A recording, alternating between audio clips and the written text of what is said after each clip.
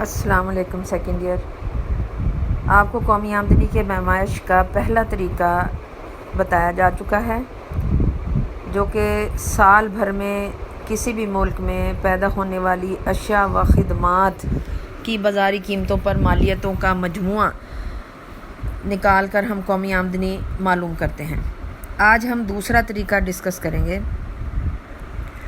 جو عاملین پیدائش کے معاوضوں کے حساب سے ہے، جس کو G N P at factor cost کہا جاتا ہے۔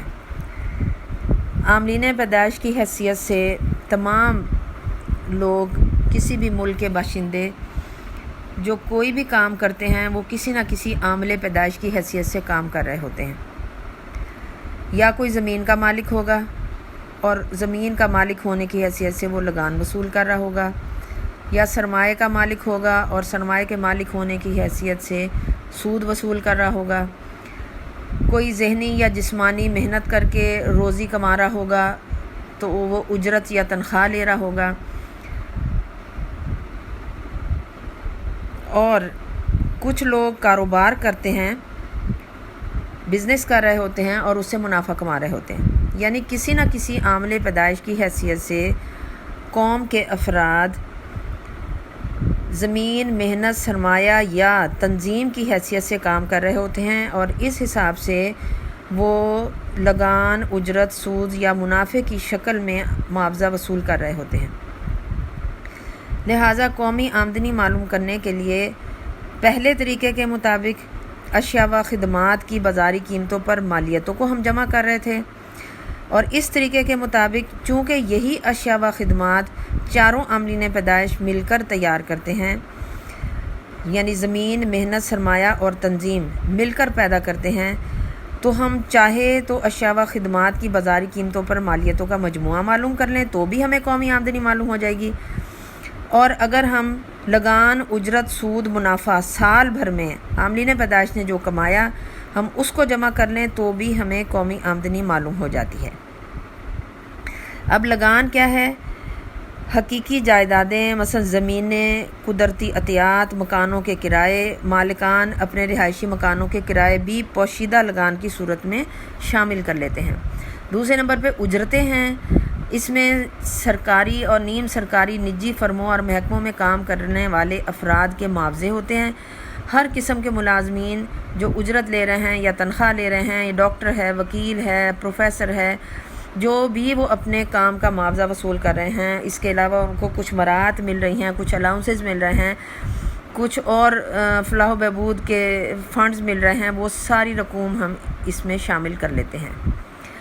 تیسرا سود ہے، حکومت کی جانب سے جاری کیے جانے والے ہر قسم کے قرضوں کا سود اس میں شامل ہوتا ہے، چاہے مشترکہ سرمایہ کی انجمنوں کے بانڈ ہوں، اس پہ سود وصول کیا جا رہا ہے، یا کوئی اور کسی نے اپنا سرمایہ قرضے میں دے کر اس کے بدلے میں وہ سود وصول کر رہا ہے۔ چوتھا منافع ہے، ہر قسم کے کاروباری منافع جات اس میں شامل ہوں گے۔ کاروبار چاہے انفرادی شکل میں کوئی شخص اکیلا کر رہا ہو، یا شراکت کی بنیاد پر ہو رہا ہو، یا مشترکہ سرمایہ کی انجمنوں کی صورت میں ہو رہا ہو، یا امداد باہمی کے طور پہ طریقے کے تحت ہو رہا ہو، ہر قسم کے کاروبار سے حاصل ہونے والا منافع اس میں شامل کیا جاتا ہے۔ اس حساب سے قومی آمدنی کی جو مساوات بنے گی، قومی آمدنی برابر لگان جمع اجرتیں جمع سود جمع منافع۔ یہاں پہ وائی سے مراد قومی آمدنی ہے، آر سے مراد لگان ہے، رینٹ، ڈبلیو سے مراد ویجز ہیں، اجرتیں، اسمال آئی لکھا ہوا ہے، اس کا مطلب انٹرسٹ ہے، سود، اور آگے پائی ہے، جو کہ الجبرے میں آپ نے یہ لفظ دیکھا ہوا ہے، میٹرک تک آپ نے پڑھا بھی ہوا ہے، اور یہ منافع کے لیے یہ استعمال ہوتا ہے۔ اس میں ہم نے کچھ احتیاطیں کرنی ہیں۔ قومی آمدنی کا اندازہ لگاتے وقت پہلی احتیاط ہم نے یہ کرنی ہے کہ انتقالی ادائیگیوں کو ہم نے قومی آمدنی میں شامل نہیں کرنا۔ انتقالی ادائیگیاں پہلے بھی ڈسکس ہو چکی ہیں کہ یہ ایسی رقومات ہوتی ہیں جو بغیر محنت کے حاصل ہوتی ہیں، مثلا زکوٰۃ ہے، خیرات، صدقات، وظائف، پینشن وغیرہ۔ اور دوسرے نمبر پہ غیر قانونی وصولیاں، غیر قانونی اور غیر اخلاقی طریقوں سے حاصل کردہ جو رقومات ہیں وہ بھی قومی آمدنی میں شامل ان کو نہیں کیا جاتا۔ مثلا کسی نے چوری کر کے پیسہ اکٹھا کیا ہے، کسی نے بلیک مارکیٹنگ کی ہے جسے چور بازاری کہتے ہیں، کوئی رشوت لے رہا ہے اور رشوت کا پیسہ کبھی وہ ظاہر نہیں کرے گا کہ اس نے اتنی رقم رشوت میں کمائی ہے، اسمگلنگ کے ذریعے یہ بھی پس پردہ بغیر اجازت کے جب ایک علاقے سے دوسرے علاقے میں سامان کو بھیجا جاتا ہے پس پردہ تو اس کو اسمگلنگ کا نام دیا جاتا ہے، کسی نے ڈاکہ ڈال کے پیسہ اکٹھا کیا ہے تو اس قسم کی رقوم ہم قومی آمدنیوں میں شمار نہیں کریں گے۔ تیسرا طریقہ ہے کل خرچ کا طریقہ۔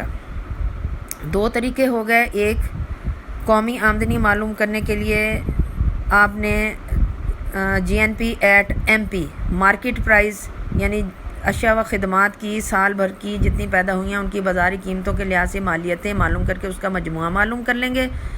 ایک طریقہ وہ ہے قومی آمدنی معلوم کرنے کا۔ دوسرا، چونکہ وہ ساری اشیاء و خدمات 4 عاملین پیدائش پیدا کرتے ہیں، لہٰذا ان چاروں عاملین دوسرے طریقے میں ہم چاروں عاملین پیدائش کے معاوضے یعنی لگان، اجرتیں، سود، منافع جات اکٹھا کر لیتے ہیں۔ دوسرے طریقے کے تحت ہمیں قومی آمدنی معلوم ہو جاتی ہے جسے ہم کہتے ہیں GNP ایٹ فیکٹر کاسٹ۔ اب یہ تیسرا طریقہ کل خرچ کا طریقہ ہے کہ جو بھی اشیاء و خدمات سال بھر میں پیدا ہوئی ہیں وہ خریدی بھی جاتی ہیں، خرچ بھی کی جاتی ہیں، لہٰذا سال بھر میں پیدا ہونے والی اشیاء و خدمات کی خریداری پر ہونے والے کل اخراجات کو ہم جمع کر لیں گے تو ہمیں خام قومی پیداوار یا GNP معلوم ہو جائے گی۔ اس میں اگر سرمایہ کی فرسودگی کے الاؤنسز نکال دیں اور جو اشیاء صرف پر ٹیکس لگائے جاتے ہیں حکومت کی جانب سے وہ بھی مائنس کر دیں گے ہم، اور حکومت کی جانب سے دی جانے والی سبسڈی کو ہم جمع کر دیں گے تو ہمیں خالص قومی آمدنی معلوم ہو جائے گی جسے NNP نیٹ نیشنل پروڈکٹ کہا جاتا ہے، جو ہم پہلے آپ کو ڈسکس آپ کے ساتھ کر چکے ہیں۔ خالص قومی آمدنی بحساب مصارف عاملین پیدائش ایٹ فیکٹر کاسٹ اس کو کہیں گے۔ اس طریقے کے تحت قومی آمدنی معلوم کرنے کے لیے درج ذیل اخراجات کو جمع کریں گے۔ سب سے پہلے نجی صرفی خرچ ہے۔ عام افراد اپنی روزمرہ ضروریات کے لیے جو کچھ خرچ کرتے ہیں، مثلا کھانے پینے، پہننے، رہنے سہنے، دیگر ضروریات زندگی پہ، اس کو ہم جمع کر لیں گے۔ دوسرا سرکاری صرفی خرچ ہے۔ حکومت کا بھی صرفی خرچ ہوتا ہے۔ حکومت ملکی دفاع پر رقم خرچ کرتی ہے، امان قائم کرنے پر پولیس ڈپارٹمنٹ پہ خرچ کرتی ہے، تعلیمی، طبی، معاشرتی سہولتیں دینے پہ خرچ کرتی ہے۔ ان تمام رقومات کو بھی ہم جمع کر لیں گے۔ تیسرا ہے نجی سرمایہ کاری۔ عام افراد جو سرمایہ کاری کرتے ہیں، کسی نے کارخانہ تعمیر کیا، کسی نے نیا مکان بنا کے اس کو رینٹ پہ دینا ہے، کوئی کاروبار کر رہا ہے، تو جو بھی پرائیویٹ سیکٹر میں کوئی انفرادی طور پر سرمایہ کاری کرے گا اس پہ جتنی اسے رقم خرچ کی ہے ہم اس رقم کو بھی جمع کر لیں گے۔ اسی طرح سے حکومت بھی سرمایہ کاری کے پروگراموں پہ خرچ کرتی ہے، مختلف منصوبے بناتی ہے، سرکاری شعبے میں کارخانے تعمیر کیے جاتے ہیں، نہریں، سڑکیں، ریلوے لائنیں بچھائی جاتی ہیں، مشینوں اور خام مال کی صورت میں بھی سرمایہ کاری کی جاتی ہے۔ اس طرح سے ملک میں کل سرمایہ کاری نجی اخراجات کو جمع کر کے بھی قومی آمدنی معلوم کی جا سکتی ہے۔ کینز کے مطابق قومی آمدنی کی پہلی ایکویشن ہے قومی آمدنی برابر C+S صرف جمع بچت، اور جو سرمایہ کاری کرنے والے ہیں ان کے نقطہ نظر سے قومی آمدنی کی جو ایکویشن بنے گی وہ قومی آمدنی صرف جمع سرمایہ کاری، جس کو Y=C+I کہتے ہیں۔ I انویسٹمنٹ کے لیے استعمال ہوتا ہے۔ جب آپ Y قومی آمدنی کو قومی آمدنی کے برابر رکھیں گے اور پہلے Y کی جگہ C+S اور دوسرے Y کی جگہ پہ C+I رکھیں گے تو آپ کی مساوات بن جائے گی C+S=C+I۔ تو دونوں سائڈوں پہ آپ کا C موجود ہے، C کینسل ہو جائے گا کیونکہ ایک سائڈ پہ آپ C اکٹھا کریں گے تو ایک C جمع کا ہوگا، ایک C مائنس کا ہوگا جو ایک دوسرے کو کاٹ دیں گے، باقی آپ کے پاس رہ جائے گا S=I۔ سیونگ انویسٹمنٹ کے برابر ہو جائے گی آپ کی، تو قومی آمدنی اس حساب سے برابر ہوگی کل خرچ کے۔ بس آج کا آپ کا اتنا ہی لیکچر۔